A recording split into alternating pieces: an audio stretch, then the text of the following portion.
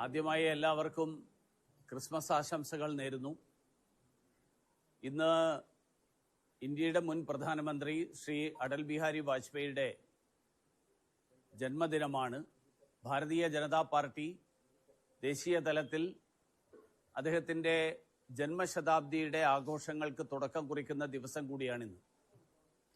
ഇന്ത്യയുടെ ചരിത്രത്തിൽ തന്നെ വളരെ നിർണായകമായിട്ടുള്ളൊരു കാലഘട്ടത്തിൽ പ്രധാനമന്ത്രി പദം അലങ്കരിച്ച മഹാനാണ് ശ്രീ അടൽ ബിഹാരി വാജ്പേയി.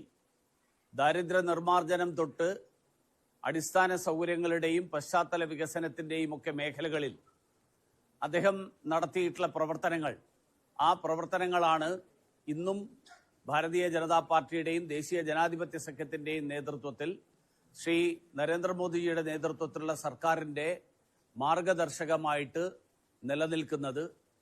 അദ്ദേഹം പ്രധാനമന്ത്രിയായിരുന്ന കാലത്ത് തുടങ്ങിവെച്ച ഗോൾഡൻ ക്വാഡ്രിലേറ്ററൽ സുവർണ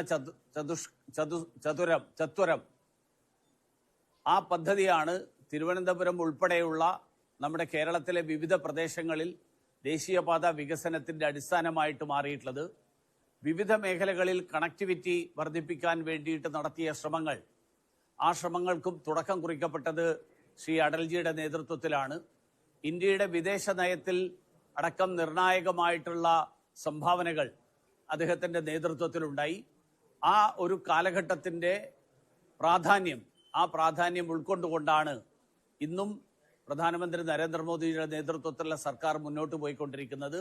ഈ അവസരത്തിൽ അദ്ദേഹത്തിൻ്റെ സംഭാവനകളെ സ്മരിക്കാൻ വേണ്ടിയിട്ടാണ് ഭാരതീയ ജനതാ പാർട്ടിയും ദേശീയ ജനാധിപത്യ സഖ്യവും ഇന്ന് സദ്ഭരണ ദിനമായിട്ട് ആചരിക്കാനുള്ള തീരുമാനം വിവിധ സംസ്ഥാനങ്ങളും കേന്ദ്ര സർക്കാരും എടുത്തിട്ടുള്ളത്. അതിൻ്റെ ഭാഗമായിട്ട് കൂടിയിട്ടുള്ള ഇന്നത്തെ ദിവസം നിങ്ങൾക്ക് എല്ലാവർക്കും നല്ലൊരു ദിവസം ആശംസിക്കുന്നു.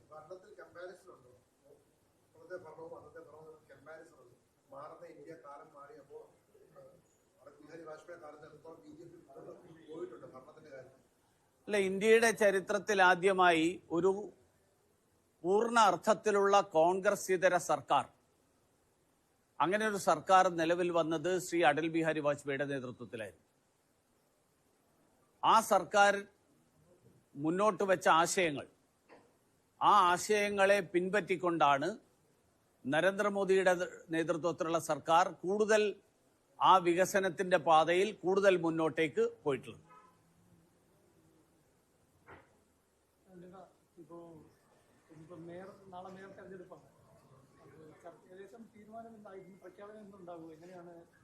അതൊക്കെ സംസ്ഥാന അധ്യക്ഷന്റെ ചുമതലയിൽപ്പെടുന്ന കാര്യങ്ങളാണ്.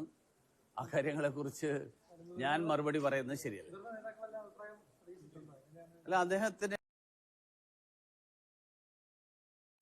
ശബരിമല സ്വർണ്ണക്കൊള്ള തെരഞ്ഞെടുപ്പ് വിഷയം വൈകിട്ടില്ലല്ലോ, നാളെയല്ലേ തെരഞ്ഞെടുപ്പ്. ഇപ്പോൾ ഇത് സാധാരണ മേയറെ തെരഞ്ഞെടുപ്പ് കൗൺസിലർമാരുടെ യോഗമാണ് മേയറെ തെരഞ്ഞെടുക്കുന്നത്. ഇപ്പോൾ ഇത് ഇവിടെ നിൽക്കാതെ അധ്യക്ഷൻ ഡൽഹിയിലേക്ക് പോയിരിക്കുന്നത് ഇവിടെ തീർപ്പാക്കാത്തത് കൊണ്ടാണോ, എന്താണ് കാരണം? അങ്ങനെ എനിക്ക് തോന്നുന്നില്ല. ഇവിടെ തീർപ്പാകാത്തത് കൊണ്ട് അദ്ദേഹം ഡൽഹി പോയതാണെന്ന് എനിക്ക് അഭിപ്രായമില്ല.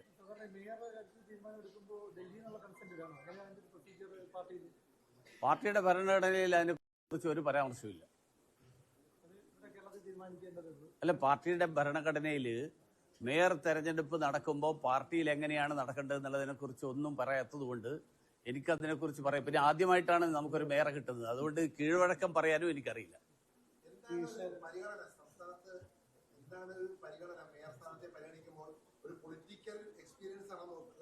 എല്ലാ ഘടകങ്ങളും പരിഗണിച്ചുകൊണ്ടായിരിക്കും തീരുമാനമെടുക്കുന്നത്.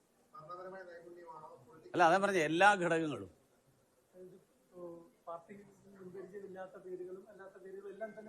അതുകൊണ്ട് ഞാൻ പറഞ്ഞല്ലോ, സംസ്ഥാന അധ്യക്ഷൻ ഇതെല്ലാം ചുമതല അദ്ദേഹത്തിൻ്റെതാണ്. അദ്ദേഹം ഉചിതമായിട്ടുള്ള ഒരു നടപടി ഈ കാര്യത്തിൽ വേണ്ട സമയത്ത് കൈക്കൊള്ളും. നാളെ നിങ്ങൾക്കൊരു സംശയവും വേണ്ട, നാളെ മേയർ തെരഞ്ഞെടുപ്പ് നടക്കുമ്പോൾ BJPക്ക് സ്ഥാനാർത്ഥി ഇല്ലാത്ത പ്രശ്നം ഉണ്ടാവില്ല. നിങ്ങൾക്ക് അങ്ങനെ ഒരു ആശങ്കയല്ലേ നിങ്ങൾക്കുള്ളത്? ആ ആശങ്ക വേണ്ട. വൈകിട്ടില്ലല്ലോ, നാളെയല്ലേ തെരഞ്ഞെടുപ്പ്. ആര് പറഞ്ഞ പേരിലേക്ക് എത്തിയിട്ടില്ല? അല്ല, അത് പറയണ്ട, നാളെ പറഞ്ഞ പോരെ. നാമനിർദ്ദേശ പത്രിക സമർപ്പിക്കും, അതിന് മുൻകൂട്ടി പ്രഖ്യാപിക്കുക അങ്ങനെയൊന്നും വേണമെന്ന് എവിടെയും പറഞ്ഞിട്ടില്ലല്ലോ. ഇതൊക്കെ നാളെ രാവിലെ അറിയാലോ നിങ്ങൾക്ക്. നാളെ രാവിലെ മേയറുടെ കാര്യം അറിയാം, ഉച്ചയാകുമ്പോൾ ഡെപ്യൂട്ടി മേയറുടെ കാര്യം അറിയാം.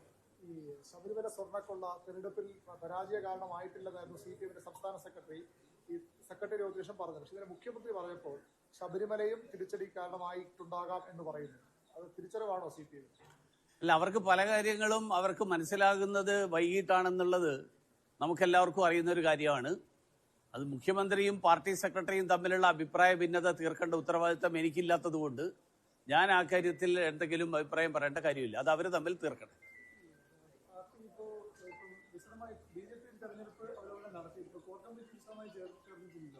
എങ്ങനെയാണ് കഴിഞ്ഞ ഒരു 10 വർഷത്തെ വോട്ട് ശതമാനത്തിലേക്ക് പിന്നോട്ട് പോയി?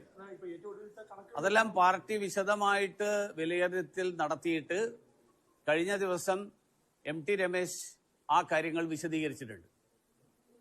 ആ വിശദീകരിച്ചതാണ് പാർട്ടിയുടെ നിലപാട്. MT രമേശ് പറഞ്ഞത് ഞാൻ വീണ്ടും ആവർത്തിക്കണ്ടല്ലോ, അതിനെ വ്യാഖ്യാനിക്കേണ്ട ആവശ്യമില്ല. MT രമേശ് പറഞ്ഞത് വേണമെങ്കിൽ പ്രസ്താവന എന്റെ കയ്യിൽ ഇപ്പോൾ ഇല്ല, ഞാൻ നിങ്ങൾക്ക് എത്തിച്ചേരാം. അല്ല, അതൊക്കെ ആ സമയത്ത് നിങ്ങളുടെ പോലെയുള്ള മാധ്യമപ്രവർത്തകർ അവിടെ ഉണ്ടായിരുന്നു. അദ്ദേഹത്തോട് ചോദിച്ചിട്ടുണ്ട്, മറുപടിയും പറഞ്ഞിട്ടുണ്ട്. മേയറുടെ തെരഞ്ഞെടുപ്പിനേക്കാൾ പ്രാധാന്യമുള്ള നിരവധി വിഷയങ്ങൾ നമ്മുടെ മുന്നിലുണ്ട്. അതോടൊപ്പം തന്നെ കാരണം ഇന്നലെ ഒരു മിനിറ്റ് മേയറുടെ തെരഞ്ഞെടുപ്പിനെ കുറിച്ച് നിങ്ങൾ തിരിച്ചു മറിച്ചൊക്കെ പലതും ചോദിച്ചുകൊണ്ടിരിക്കുകയാണ്. അപ്പൊ അതുകൊണ്ട് ഞാനൊരു കാര്യം പറഞ്ഞോട്ടെ. ഈ കഴിഞ്ഞ ദിവസം മുഖ്യമന്ത്രി ഇന്നലെ നടത്തിയ ഒരു പ്രസ്താവന കേരളത്തിന് വേണ്ടിയിട്ട് ഒരു പ്രത്യേക നേറ്റിവിറ്റി സർട്ടിഫിക്കറ്റ് കൊടുക്കാൻ സംസ്ഥാന ഗവൺമെന്റ് ഒരു പുതിയ കാർഡ് ഇറക്കാൻ പോകുന്നു എന്നാണ് പറഞ്ഞിരിക്കുന്നത്. നമ്മുടെ രാജ്യത്ത് ഭരണഘടനയുടെ അടിസ്ഥാനത്തിൽ ഇന്ത്യൻ പാർലമെന്റ് പാസാക്കിയിട്ടുള്ള നിയമത്തിന്റെ അടിസ്ഥാനത്തിൽ ഒരു യുണീക്ക് ഐഡന്റിറ്റി കാർഡുണ്ട്. ആധാർ കാർഡ് അതിന്റെ അടിസ്ഥാനത്തിലാണ്. ആ ആധാർ കാർഡിന്റെ അധികാരത്തെ ചോദ്യം ചെയ്തുകൊണ്ടാണോ കേരള സർക്കാർ പുതിയ ഈ ഐഡന്റിറ്റി കാർഡ് ഇറക്കാൻ പോകുന്നത്? ഈ പുതിയ ഐഡന്റിറ്റി കാർഡിന് നിയമസാധുത ഏത് തരത്തിലാണ് ഉണ്ടാവുക? ഇന്ത്യൻ ഭരണഘടനയിൽ ഇല്ലാത്ത ഒരു കാര്യം, സംസ്ഥാനങ്ങൾക്ക് പ്രത്യേക ഒരു സർട്ടിഫിക്കറ്റ് നൽകാൻ അല്ലെങ്കിൽ കാർഡ് നൽകാനുള്ള അധികാരം. ആ അധികാരം സംസ്ഥാന സർക്കാർ ഏത് വകുപ്പുകളുടെ അടിസ്ഥാനത്തിൽ, ഭരണഘടനയുടെ ഏത് വകുപ്പിന്റെ അടിസ്ഥാനത്തിലാണ് ഇത് ചെയ്യാൻ പോകുന്നത്?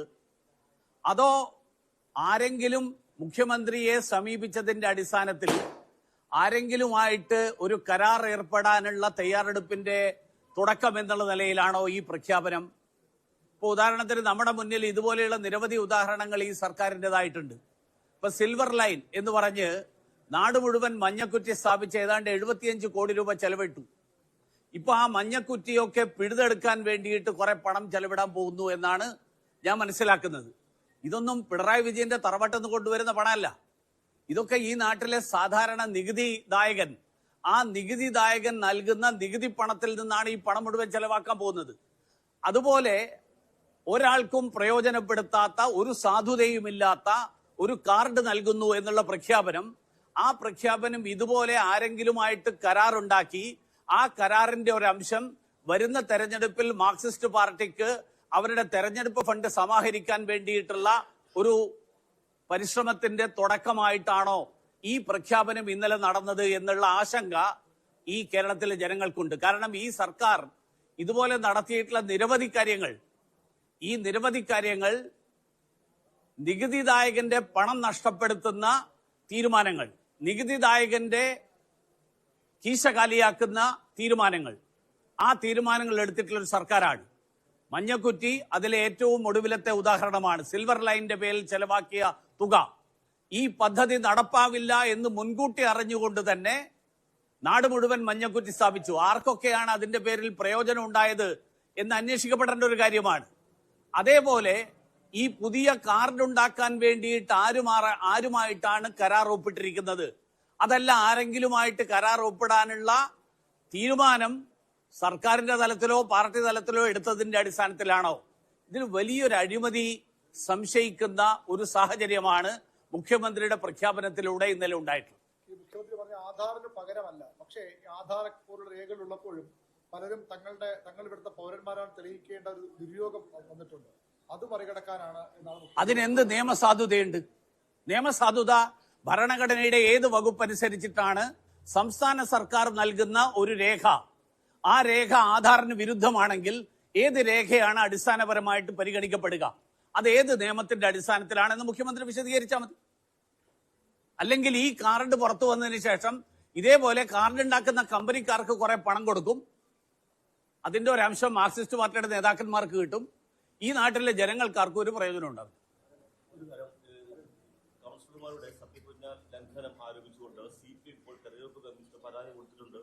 ചട്ടങ്ങൾ ലംഘിച്ചുകൊണ്ടാണ് സത്യപ്രതിജ്ഞ നടത്തിയത്, അതുകൊണ്ട് അത് അസാധുവാകുന്നതാണ് പറയുന്നത്. കോടതി തീരുമാനിച്ചോട്ടെ. കാവിലമ്മയുടെയും ബലിദാനികളുടെയും കോടതിയിലല്ലേ കൊടുത്തിരിക്കുന്നത്, എന്റെ അടുത്ത് തന്നിട്ടില്ല.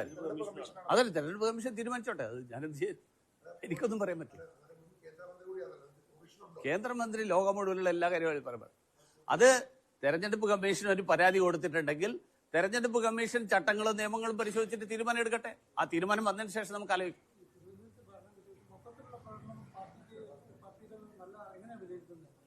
ആ വിലയിരുത്തലിന്റെ പൂർണ്ണമായിട്ടുള്ള വിവരം MT രമേശാണ് വിശദീകരിച്ചത്. ആ വിശദീകരണത്തിന്റെ കോപ്പി വേണമെങ്കിൽ ഞാൻ എത്തിക്കാം.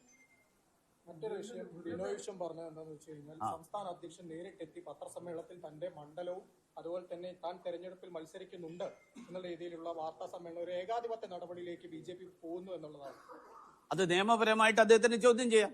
നിയമത്തിന് വിരുദ്ധമായിട്ടുള്ള എന്തെങ്കിലും ഉണ്ടെങ്കിൽ അല്ല, അദ്ദേഹം ചോദിച്ച പാർട്ടിയിലെ ഉൾപാർട്ടി ജനാധിപത്യം ഇല്ലാതാക്കി എന്നാണ് പുതിയ സംസ്ഥാന അധ്യക്ഷൻ നേരെയുള്ള ഒരു ആരോപണം. ബിനോയ് വിശ്വം BJP മെമ്പർ അല്ലല്ലോ. ബിനോയ് വിശ്വം ആദ്യം BJP മെമ്പർഷിപ്പ് എടുത്തു കഴിഞ്ഞാൽ BJPക്ക് അകത്തുള്ള കാര്യങ്ങളെ കുറിച്ച് അദ്ദേഹത്തിന്റെ അഭിപ്രായങ്ങൾ ഞങ്ങൾ പരിഗണിക്കും. നിയമത്തെ സ്ഥാനാർത്ഥിയായി കഴിഞ്ഞു, അധികം ആവർത്തിച്ച് പറഞ്ഞു. കഴക്കൂട്ടത്ത് ഉറപ്പിക്കാറായിട്ടുണ്ടോ സ്ഥാനാർത്ഥിയായി? കഴക്കൂട്ടത്തെ കാര്യം എനിക്കറിയില്ല, അത് പാർട്ടിയാണ് തീരുമാനിച്ചത്. അങ്ങാണ് കഴിഞ്ഞ മത്സരിച്ചത്, ഇത്തവണയും എനിക്ക് മത്സരിക്കാൻ പിന്നെ പാർട്ടി തീരുമാനിക്കുകയാണെങ്കിൽ ഞാൻ മത്സരിക്കുമല്ലോ. നേരത്തെ പ്രഖ്യാപിക്കുകയോ ഇല്ലയോ എന്നുള്ളതൊക്കെ തെരഞ്ഞെടുപ്പിന് ഇനിയും കഴിഞ്ഞ വർഷം ഏപ്രിൽ മാസത്തിലാണ് തെരഞ്ഞെടുപ്പ് നടന്നത്. കഴിഞ്ഞ വർഷം എന്ന് പറഞ്ഞാൽ 2021 ഇനി 2-3 മാസം ഉണ്ടല്ലോ. അപ്പൊ അതിനിടയിൽ നിങ്ങളെല്ലാവരും ഉണ്ട്, ഇവിടെ ഉണ്ടാവും, ഞാനിവിടെ ഉണ്ടാവും, നമ്മൾ തമ്മിൽ കാണാം. ഈ പാലക്കാട് മറ്റൊരു വിഷയം, ശ്രീ കൃഷ്ണകുമാർ കുട്ടികളെ അധിക്ഷേപിക്കുന്ന തരത്തിൽ മദ്യപിച്ചിട്ടാണ് വന്നത് കരോൾ നടത്തിയത് എന്നുള്ള രീതിയിലുള്ള ഒരു പരാമർശം പാലക്കാട് നിന്ന് ഞാൻ കണ്ടില്ല, പരാമർശം കണ്ടില്ല. അത്തരത്തിലുള്ള സാധ്യത ഉണ്ടോ? BJP പ്രവർത്തകനാണ് പിടിയിലായിട്ടുള്ളത്. എവിടെ പിടിയിലായി? പാലക്കാട് കരോൾ എന്തിന്? അങ്ങനെ ഒരു കരോൾ സംഘമേ അവിടുത്തെ പള്ളിയിൽ നിന്ന് പോയിട്ടില്ല എന്ന് അവിടുത്തെ ബിഷപ്പ് പറഞ്ഞത് ഞാൻ കേട്ടിട്ടുണ്ട്. അപ്പൊ അതിന് DYFIയുടെ കരോൾ സംഘമാണോ എന്ന് എനിക്കറിയില്ല. രാഷ്ട്രീയ മുതലെടുപ്പിനാണ് ശ്രമിച്ചത്. അറിയില്ല, നോക്കാം, അന്വേഷിച്ച് നോക്കാം. നിങ്ങളും അന്വേഷിച്ച് നോക്ക്, ഞാനും അന്വേഷിക്കാം. അല്ല, എനിക്കറിയില്ല. അത് നിയമം നിങ്ങൾക്ക് നമ്മുടെ മുന്നിൽ നിയമങ്ങളില്ലെന്ന് നിങ്ങൾ നോക്കുക, ഞാനും നോക്കുക, തെരഞ്ഞെടുപ്പ് കമ്മീഷൻ നോക്കട്ടെ. അവസാനമായിട്ട് ഞാനും നിങ്ങൾ കൂടി തീരുമാനിക്കേണ്ട വിഷയമല്ല തെരഞ്ഞെടുപ്പ് കമ്മീഷൻ തീരുമാനിക്കേണ്ട വിഷയം. അതുകൊണ്ട് തെരഞ്ഞെടുപ്പ് കമ്മീഷൻ തീരുമാനിക്കും. അതെ അതെ, തെരഞ്ഞെടുപ്പ് കമ്മീഷൻ തീരുമാനിക്കട്ടെ. തെരഞ്ഞെടുപ്പ് കമ്മീഷൻ തീരുമാനിക്കട്ടെ. പാർട്ടി അറിഞ്ഞിരിക്കുമല്ലോ അത്തരത്തിൽ മാറ്റി ഒരു ദൈവനാമത്തിന് പകരം ഒരു ദൈവത്തിന്റെ പേരിൽ സത്യം തീരുമാനിച്ചെങ്കിൽ അത് പാർട്ടി അറിയുമല്ലോ. അല്ല, അതിനെക്കുറിച്ച് പരാതി ഇപ്പോൾ ഉള്ളത് തെരഞ്ഞെടുപ്പ് കമ്മീഷന്റെ മുന്നിലാണ്.